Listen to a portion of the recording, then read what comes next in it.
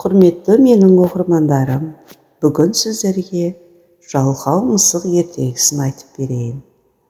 Бір үйдің мысығы бейғам өмір сүріпті.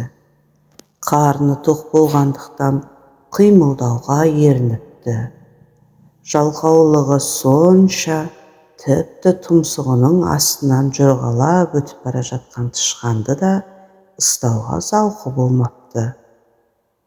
Тышқандар мысықты біздің маубас деп мазақтайтын болыпты.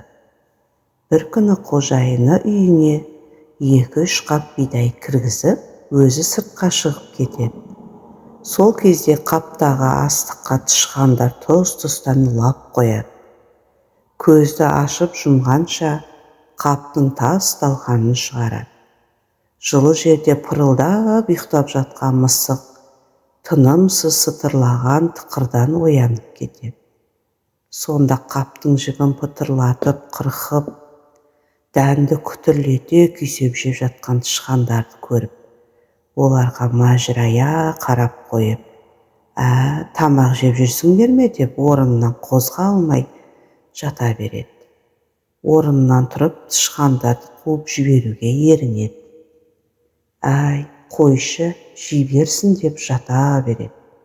Бір уақытта үйге келген қожайыны тесілген қапты, шашылып жатқан дәнді көреді де, пырылдап жатқан мысыққа жетіп барады. Мен үйде сен бар ғой деп сеніп жүрсем, тіпті үйге кірген тышқанды да ұстамайды екенсің ғой. Сені несіне бағам? Одан да тоғайға апарып құтылайын деп, сақылдаған аязда мысықты тоғайға апарып тастайды.